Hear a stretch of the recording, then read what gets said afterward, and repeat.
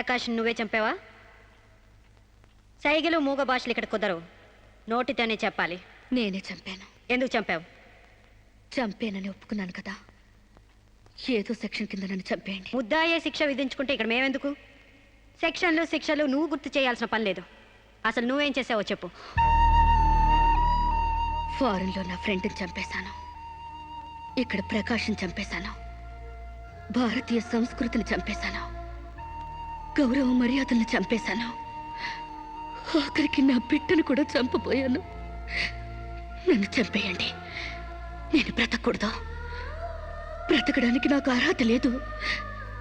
అందరికీ ఒక పాఠంగా, నాకు గుణపాఠంగా నన్ను ఉరికంబ వెక్కించండి. చంపడానికి చావడానికి వెనకాడని నీలాంటి వాళ్ళు సమాజానికే ప్రమాదకరం. అన్నల్ని, వదిల్ని, ఫ్రెండ్స్ని, వర్కర్స్ని లెక్క చేయని నువ్వు చివరి కోర్టును కూడా పట్టించుకోవడం లేదు. నేరం ఒప్పుకుంటే శిక్ష తగ్గిస్తాం అనుకోవద్దు. సాక్ష్యాధారాల్ని, వాంగ్మూలాల్ని పరిశీలించి తగిన తీర్పు ఇవ్వడానికి కోర్టు 20వ తారీఖు వాయిదా వేస్తున్నాను.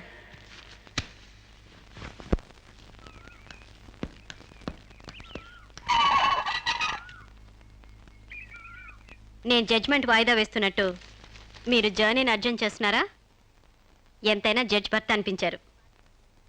మీరు పాఠాలు నేర్పించకపోతే పిల్లలేం ఫెయిల్ అయిపోరు.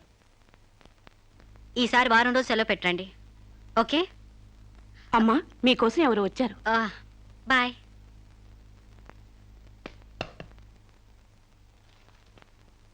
నమస్కారం అండి, నా పేరు సాంబశివరావు అండి. నువ్వు శిరీష తాలూకు మనిషివి కదూ? అవునండి. సారీ, నేను ఇంట్లో కోర్టు విషయాలు మాట్లాడను. నేను అందుకు రాలేదండి, కొన్ని సొంత విషయాలు మాట్లాడుకుందామని. సొంత విషయాలా? హాయ్, కొంచెం పర్సనల్ అండి. చెప్పండి. అది మన ఇద్దరి మధ్య ఉండాల్సిన పర్సనల్ అండి. మీరు కాసేపు బయట ఉండండి.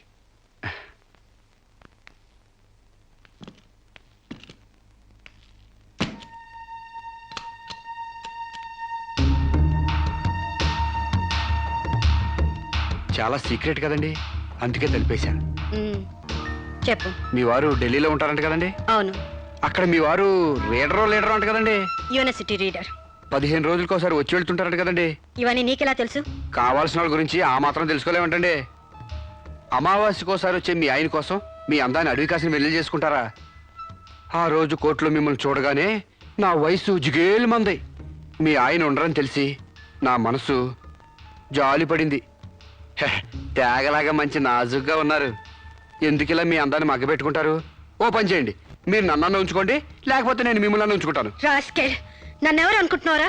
రంబను తలదన్నే మేనకే మీ కాలు మొక్కి అందగత్తి అనుకుంటున్నాను. మిస్టర్ సాంబశివరావు, ఆయ్, పండించేది వరి, పుట్టింది ఈస్ట్ గోదావరి.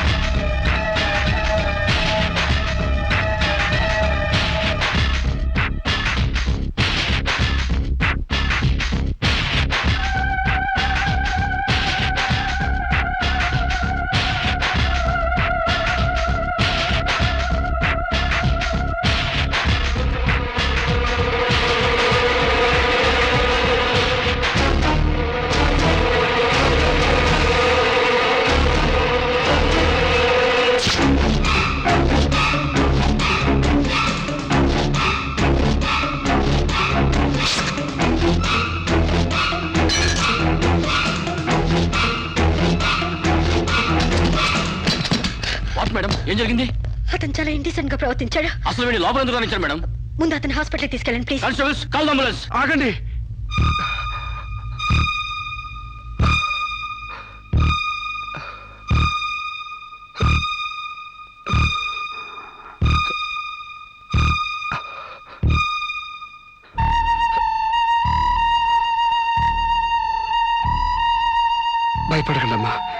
మీరు నాకు తల్లి లాంటి వారు. ఇదంతా నేను కావాలని చేయలేదు. శిరీష్ నిర్దోషని చెప్పడానికే చేశాను. అవునమ్మా, శిరీష్ అమాయకురాలు. నా శిరీష్కి అనుకోలేకపోయినా ఆర్తన ఉంది. మమకారాన్ని అర్థం చేసుకోలేకపోయినా మానవానికి విలువిస్తుంది.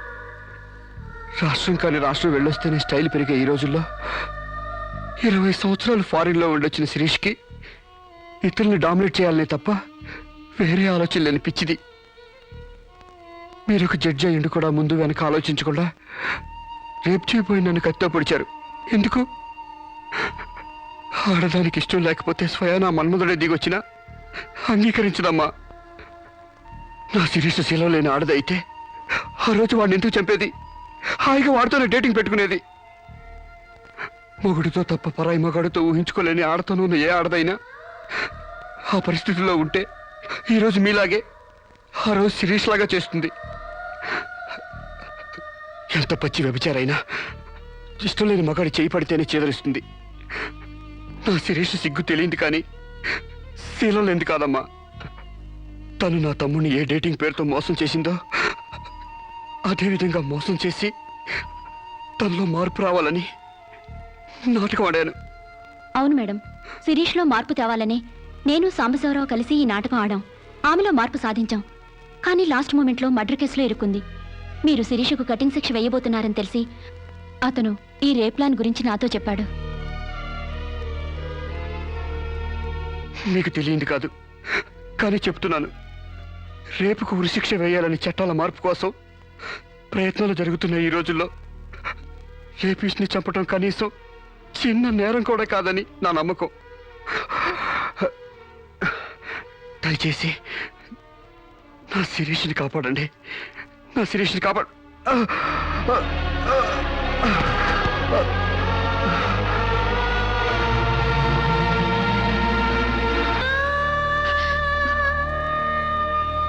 మన సాంప్రదాయాల సంస్కృతుల వాల్యూ తెలుసుకున్నాను. నేను మారిపోయానండి. నన్ను క్షమించండి ప్లీజ్. ఇంతకాలం మేం ప్రయత్నించింది నీలో ఈ మార్పు కోసమే కాని నీ చావు కోసం కాదు.